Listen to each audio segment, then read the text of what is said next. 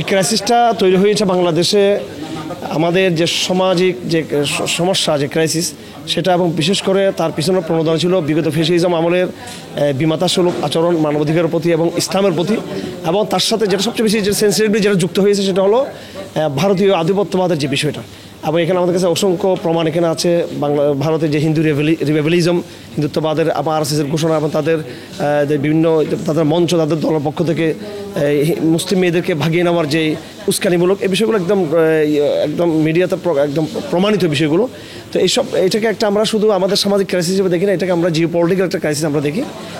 আমি এখানে দুটো মেসেজ দিব। প্রথমত আমার বোনদেরকে বলবো, আমি এদেরকে বলবো তারা যেন তাদের নৈতিক শক্তিকে আরও দৃঢ় করে। 2 নম্বরে আমি সাবধান করে দিব যারা হিন্দুত্ববাদী যে অংশটা আছে, বিশেষ করে হিন্দুত্ববাদে যারা সাম্প্রদায়িক এবং উস্কানি এবং ষড়যন্ত্রের কনস্পাইরেসিতে যারা যুক্ত, তারা যেন ইমিডিয়েটলি তারা এই সমস্ত চক্রান্ত বন্ধ করে, মুসলিম এদের গায়ে হাত যেন বন্ধ করে।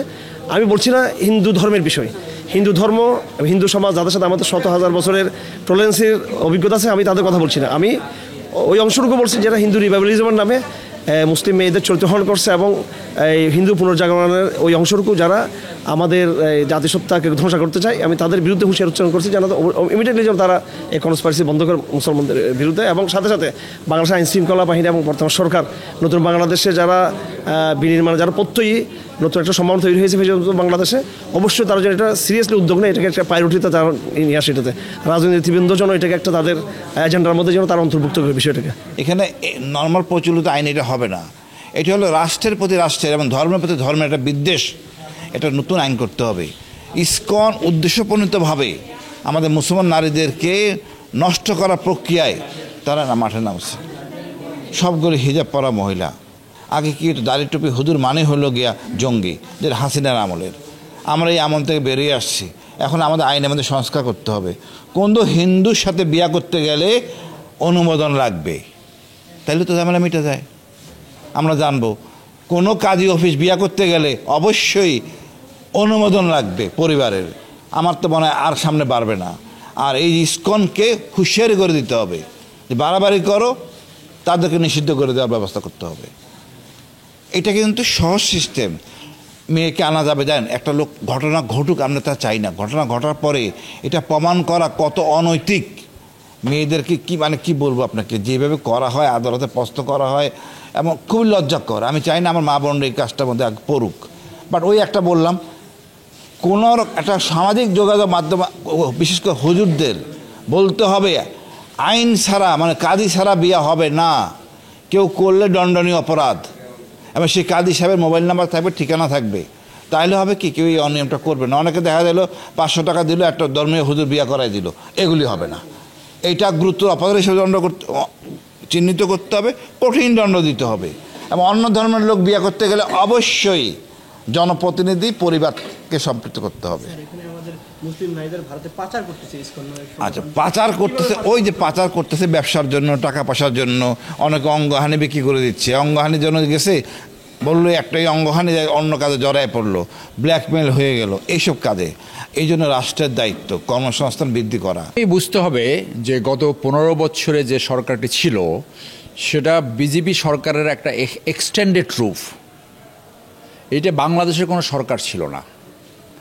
আওয়ামী লীগ ওই সেন্সে রাজনৈতিক দলও না।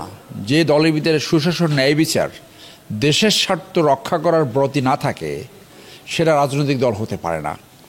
গত 15 বছরে বাংলাদেশে তারা ইন্ডিয়ান একটা এক্সটেন্ডেড সরকার ছিল, জনগণের স্বার্থ এবং দেশের স্বার্থ বিকৃত করে ইন্ডিয়ার স্বার্থ প্রতিষ্ঠা করেছে, এবং সেই হিসেবে ইসকন এইখানে প্রতিষ্ঠা লাভ করেছে। আপনি দেখেছেন যে একটি মেয়ে নিজে বলছে যে ছেলেটা হিন্দু ছেলে তাকে ধর্ষণ করেছে, সে বলেছে সে ইসকনের সদস্য, এবং এটা তাদের কাজ। তাদেরকে বলা হয়েছে তারা যাতে মুসলমান নারীদেরকে ধর্ষণ করে লোভ, প্রতারণা এবং ভালোবাসার অজুহাতে। এবং গত 15 বছর সরকারটা এইটাকে প্রশ্রয় দিয়েছে, আশ্রয় দিয়েছে, লালন করেছে, পালন করেছে। সেই সরকারটা যেহেতু হিন্দুত্ববাদী সরকারের এক্সটেনশন ছিল, তারা তো তাদেরকে ফ্যাসিলিটি দিবে। এইটা তো শুধু ধর্ষণ না, এটা ধর্ষণ করে খুন করা হয়েছে, তাদেরকে পাচার করা হয়েছে। এটা সংঘবদ্ধ একটা ইথনিক অ্যান্ড রিলিজিয়াস ক্রাইম। এবং এইটা শুধু বাংলাদেশের নর্মাল নারী ও শিশু নির্যাতন আইনের ক্রাইম না, এটা ক্রাইম অ্যাগেনস্ট হিউম্যানিটি, মানবতা বিরোধী অপরাধ।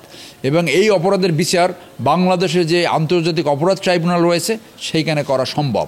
আমাদের সরকারকে শক্ত পলিসি নিতে হবে এবং স্পেশাল আইনগত সেল করে সমস্ত ভিকটিমকে সাপোর্ট দিতে হবে। এবং আমি ব্যক্তিগতভাবে মনে করি এই মামলাগুলো আন্তর্জাতিক অপরাধ ট্রাইব্যুনালে প্রেরণ করা উচিত বলে আমি মনে করি। এর বিচারগুলো আন্তর্জাতিক অপরাধ ট্রাইব্যুনাল হওয়া উচিত বলে আমি মনে করি। এবং আমরা চেষ্টা করব কতগুলো মামলা কাগজ পাই, কতগুলো অভিযোগ আসে সেগুলো দেখে প্রয়োজন বোধে আমাদের লয়ার টিম আমরা বসে এইটা আমি মনে করি যে আন্তর্জাতিক অপরাধ ট্রাইব্যুনালে যদি এই বিচারটা করা হয় তাহলে এই ধরনের প্রবণতা, এই ধরনের হিন্দুয়াইজেশন, এই ধরনের যে ধর্মীয় উন্মাদনা, যে অন্য রাষ্ট্রের পলিসি, যে মুসলমান মেয়েদেরকে শ্লীলতাহানি করা, ধর্ষণ করা, গর্ভবতী করা, পাচার করা, হত্যা করা, এগুলোর বিরুদ্ধে তাহলে সঠিক ব্যবস্থা হবে বলে আমি মনে করি। এইগুলো নর্মাল আইন দিয়ে হবে না, অবশ্যই এখানে এই আইনের মাধ্যমে যে আবারও বলি যে আন্তর্জাতিক অপরাধ ট্রাইব্যুনাল যেটা আছে সেইখানে এটা বিচার হওয়া উচিত বলে আমি মনে করি। এবং আপনাদের মাধ্যমে যারা ভিকটিমাইজ হয়েছে, আমরা তো এইখানে 100-র মতো ভিকটিমের খবর পেয়েছি, তো একজন আমাকে বলে এসছে আরও অনেক বেশি, অনেকে লুকিয়ে গেছে, অনেকে নীরব রয়েছে।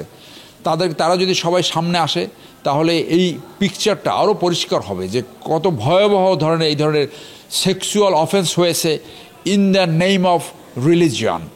ধর্মীয় উন্মত্ততা এবং হিন্দুয়াইজেশন করার জন্য সংঘবদ্ধভাবে এই অপরাধ সংগঠিত করা হয়েছে এবং এইটা ক্রাইম অ্যাগেনস্ট হিউম্যানিটি, মানবতা বিরোধী অপরাধ, এবং এইটার বিচার হতে হবে আন্তর্জাতিক অপরাধ ট্রাইব্যুনালে।